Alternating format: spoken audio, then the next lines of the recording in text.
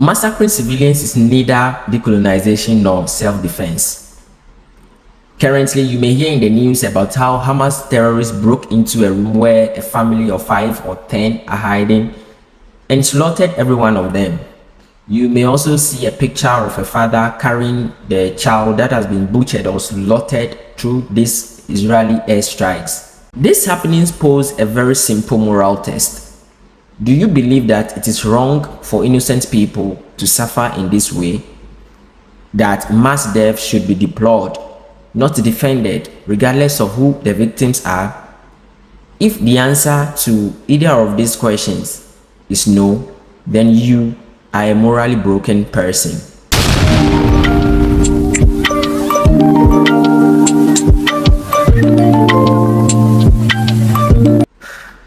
Depressingly, the Israel-Palestinian discourse has exposed many people around the world, because almost immediately after news of the attack broke, celebration broke out among groups hailing Hamas's incursion as an act of decolonization.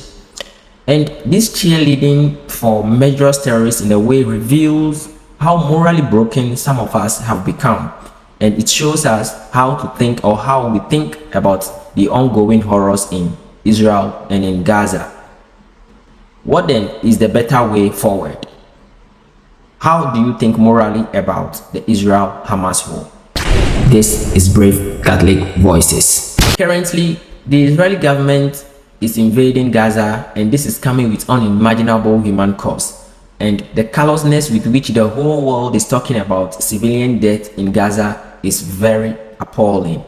I do not pretend to know exactly what the right choice is for Israel going forward, but I know that as the Israeli Defense Forces slaughter civilians indiscriminately currently, the Israeli government is also committing abuses that is on moral par with those of Hamas. I also know that justice for Israelis and then the Palestinians cannot be found through the mode of thinking that says only one kind of life is holy.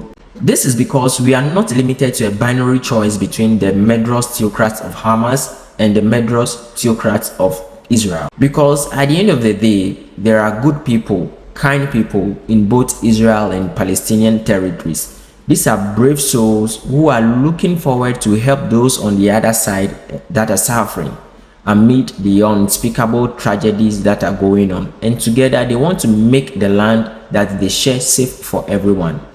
And some of these good people, some of these people have already been killed by the other side, or more likely they will die in the coming days because the attacks are still ongoing.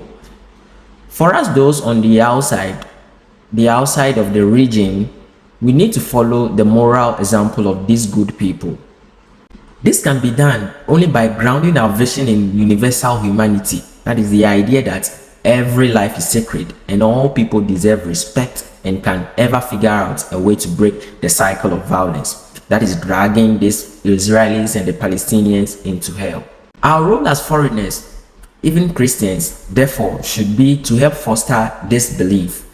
This does not mean just that we give statements about peace, but we have to give specific interventions that push individual governments towards fostering the sense of respect in the region. The attacks by both sides on innocent civilians are unjustifiable, and we are all shocked by the brutality, the attacks, the kidnappings, and the targeting of civilians, including elderly and children, even people sick at the hospital. These are war crimes, and this must be prosecuted.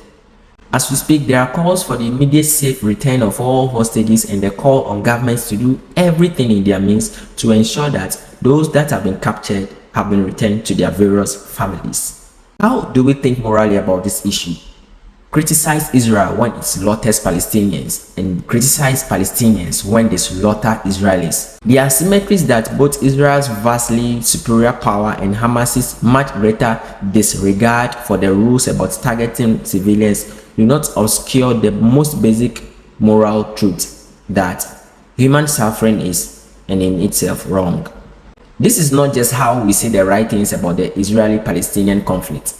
It is how we in the end will figure out how best we can help contribute to peace down the line. To think otherwise and to find fault only with one side leads to the moral oblivion of cheering the slaughter of children.